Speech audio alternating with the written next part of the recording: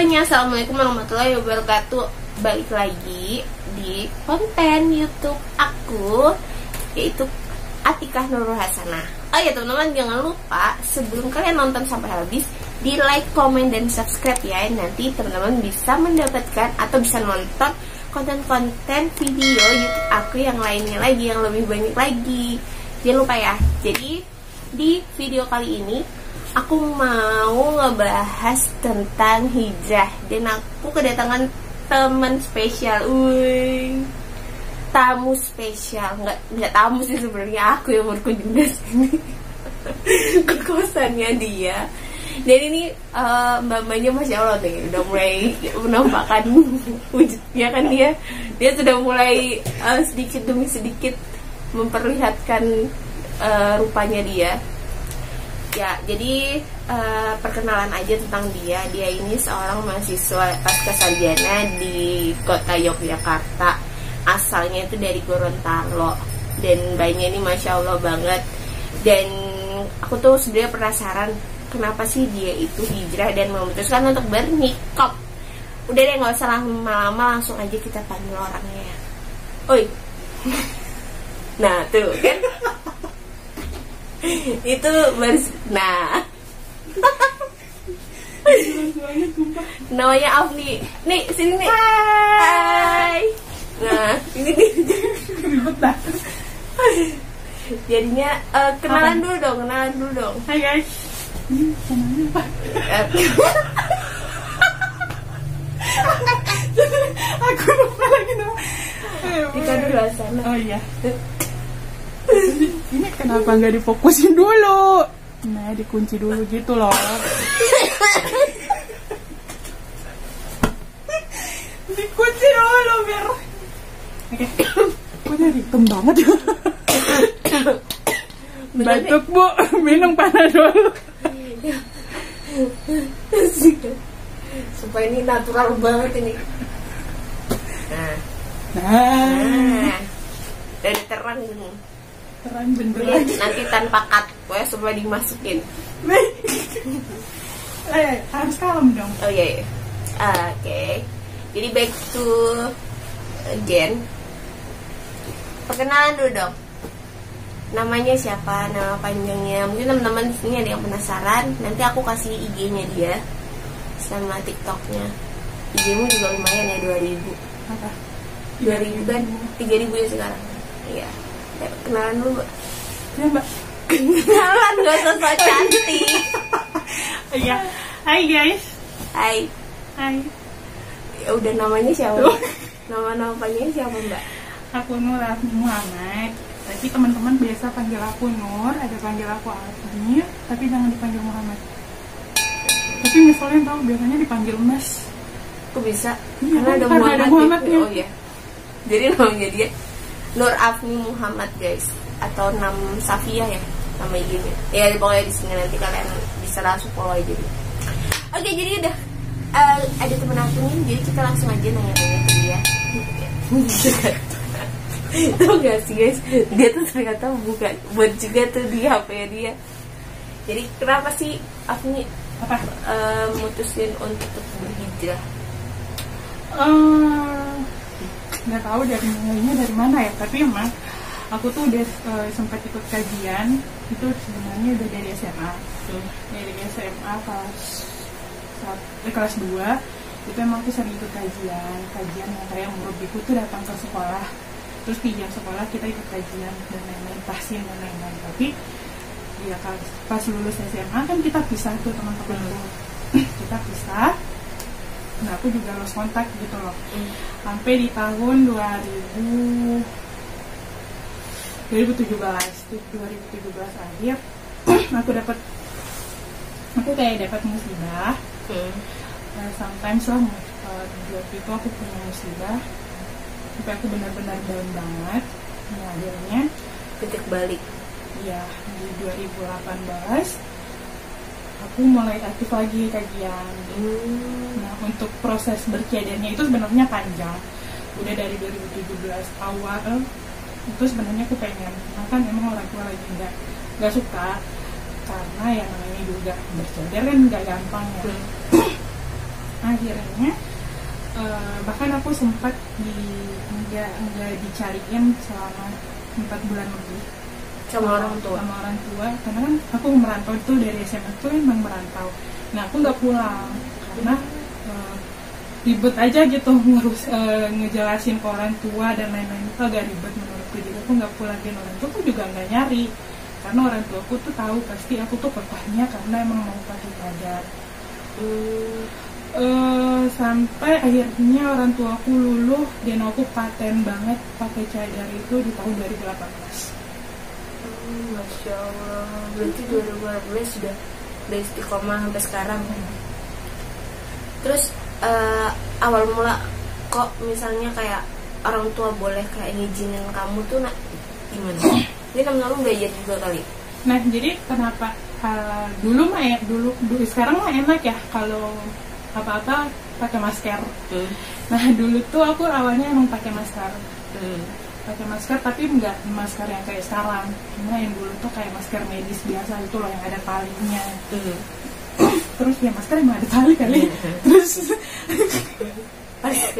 Terus transparan. Iya, aku pakai masker. Nah, waktu itu seringnya pakai masker kalau keluar. Sampai orang tua aku malah ngiranya aku sakit. Orang tua aku ngira kamu sakit apa? Kok pakai masker terus? Nggak apa-apa kan? Ditanya. Enggak, aku udah gini-gini. Nah, aku tuh agak rada-rada lupa sebenarnya kemarin tuh. Sampai akhirnya orang tua aku lihat aku tuh sering sembunyi-sembunyi. Jadi kalau keluar rumah kan nggak pakai cadar, ataupun nggak pakai masker. Nah, lewat dari beberapa rumah, aku masuk ke biasa tuh kan kayak kalau di kampung-kampung tuh ada kamar mandi yang di kamar mandi umum tuh ya, yang buat semua. Nah, aku biasanya masuk situ buat pakai cadar. Jadi keluar dari situ aku pakai cadar. Nah, orang tuaku kan nggak tahu tuh kalau itu aku. Nah, suatu saat aku sakit ketahuan. Mungkin emang udah dari situ kayaknya orang tua aku bilang kayak ya udahlah, yang penting karena memang aku tuh tipe orang yang dulunya bebas. Benar-benar yang namanya juga anak bebas ya. Karena kan dari SMP, SMA, SMP tuh ibuku udah nggak sering bareng sama aku, sama bapakku juga nggak sering. Jadi SMP tuh aku benar-benar sering ditinggal sendirian. Sampai SMA, ibuku berani ngelepas aku buat merantau. Jadi kehidupanku tuh kayak ya udah, kamu mau kata orang tuaku, cuma waktu itu aku ingat banget kata orang tuaku gini, kamu bisa bebas, tapi asal jangan kamu liar.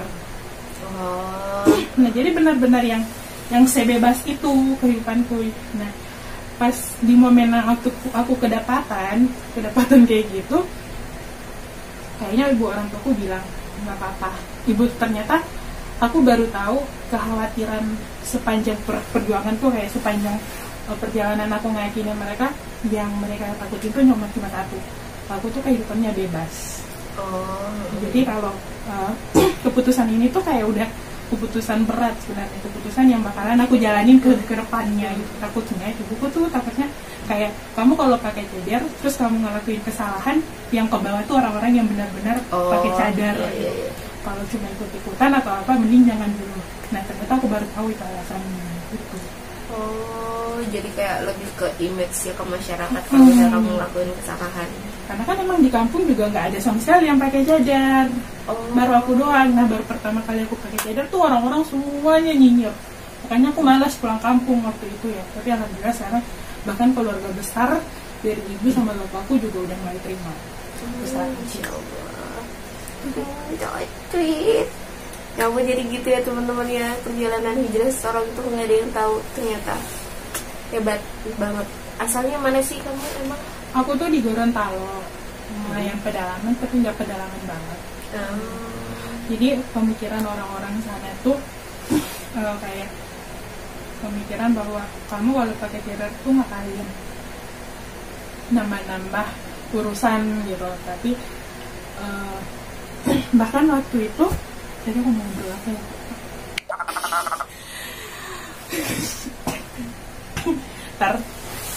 Batuk ya mbak. Bahkan waktu itu, bahkan waktu itu image yang ada di keluarga aku ketika orang pakai cadar tuh, aku pernah bahkan dijat seperti itu. Kamu kalau pakai cadar nantinya kamu bawaannya pengen nikah.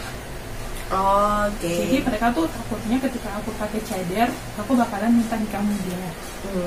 Tapi dalam hatiku bahwa ya kalaupun memang dulu emang aku sebenarnya nggak menolak nikah muda sebenarnya, cuma sekarang terbukti sampai sekarang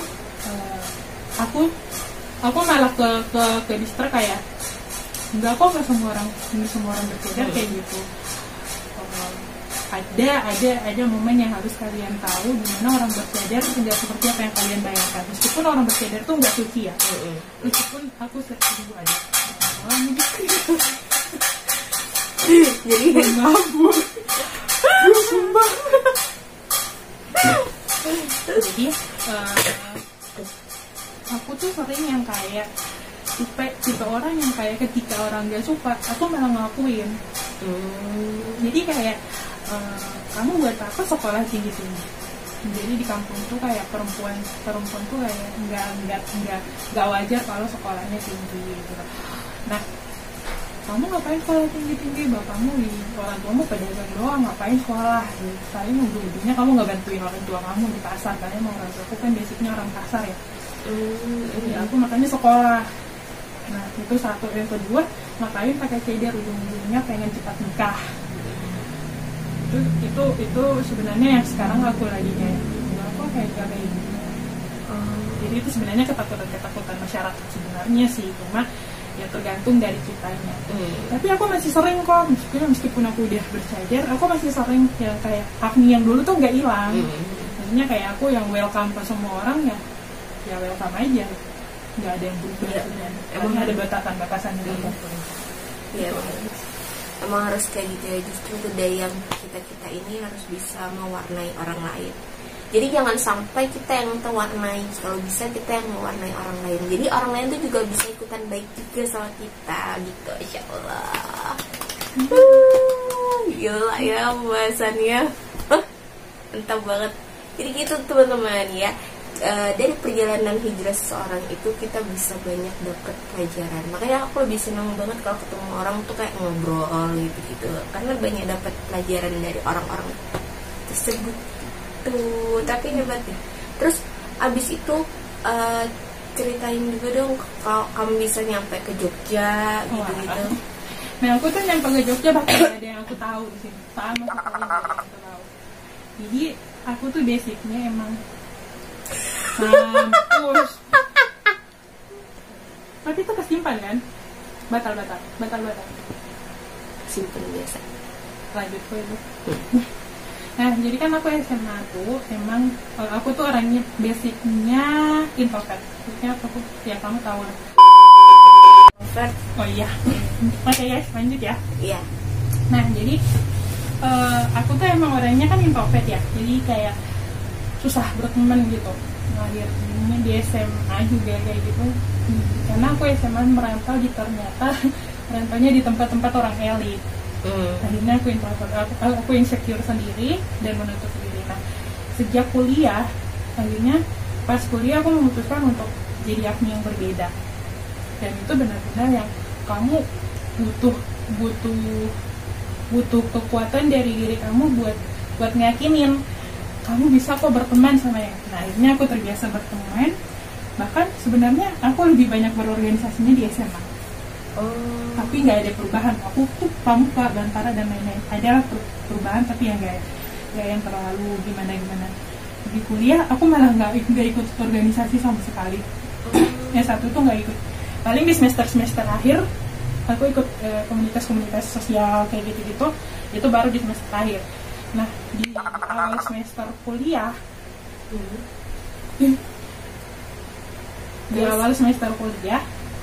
aku jadi welcome ke semua orang. Nah, aku jadi tahu belajar bahwa berteman dengan orang itu nggak selalu sama. Berteman dengan satu orang yang. Nah, jadi waktu udah di kuliah, akhirnya aku belajar gitu. Belajar bahwa ternyata ya orang-orang di sekitar kita nggak harus kita perlakukan sama. Berteman dengan si A dan si B itu nggak perlu sama gitu. aku belajar banyak karakter di masa kuliah, sampai akhirnya intinya aku waktu kuliah itu fokusnya di relasi, bagaimana aku bisa memperbanyak relasiku di luar sana. Alhamdulillah di Yogyakarta pun aku memutuskan untuk S2 itu nggak gampang sih sebenarnya, memang karena kembali lagi ke judge-nya orang, ngapain kamu sih kuliah tinggi-tinggi gitu. Toh apalagi aku yang bercadar gitu, kamu kalau mau bercadar kalau kuliah tinggi-tinggi. Akhirnya di Jogja karena bermodalkan relasi itu, berangkatlah aku ke sini. Berangkat, akhirnya dijemput sama temannya teman. Berangkat ke sini. Dan benar sekarang tuh aku lagi fokus buat aku pengen banget sekarang lagi pengen kunjungin beberapa tempat di Jawa, karena emang kemarin alhamdulillah dengan bermodalkan relasi, percaya nggak percaya kalian tanpa punya uang pun kalian bisa gitu. Kemarin alhamdulillah aku udah ke Kalimantan, Jawa juga alhamdulillah. Sekarang aku pengen ke Sumatera, insya Allah aku pengennya ke Sumatera. Insya Allah. Bismillahirrahmanirrahim, dengan izin Allah. Insya Allah. Gitu konsepnya. Tapi keren banget ya, ketika misalnya kita udah hijrah gitu, kita tuh bakalan ngedapetin apa yang kita mau kalau misalnya kita emang bener-bener ngelibatin Allah semuanya. Itu benar-benar yang kayak orang tuh pasti mikir kamu ketika kamu bercadar susah beraktivitas. Iya nggak sih? Ketika jangan kan yang bercadar, kita aja yang berhijab syar'i itu pasti digituin kan. Ngapain hijab syar'i? Orang tuh kayak yang di luar instansi, kamu kalau bekerja atau pun berteman, kamu tuh butuh look yang bagus yang dilihat. Tapi aku tuh alhamdulillah bisa, bahkan ketika aku bercadar aku malah lebih nyaman buat kesana kemari. Aku ngejelajahin Jawa meskipun belum setengah ya, maksudnya beberapa tempat yang benar-benar biar aku berangkat sendiri dari sini ke Bali, bahkan sampai aku ke Bali itu kita nggak punya duit, kita hanya bermodalkan relasi. Masya Allah, jadi gitu ya teman-teman. Jadi sebenarnya hijrah itu bukan menjadi suatu halangan, dan juga memakai hijab, ini ada poin penting nih dari si Agni, itu bukan menjadi halangan kita untuk beraktivitas, apalagi pakai niqab. Jadi tetap semangat ya, kita harus ngejar Allahnya dulu, habis itu nanti bakal dikasih kenikmatan dunia. Bener banget tuh, insya Allah semoga gue bisa kayak gitu dah ya. Jadi kita aja ya teman-teman, karena apa ya, aku udah nge-lag. Udah boleh nanti. Terima kasih buat Agni, sukses terus, semangat terus. Assalamualaikum warahmatullahi wabarakatuh. Bye.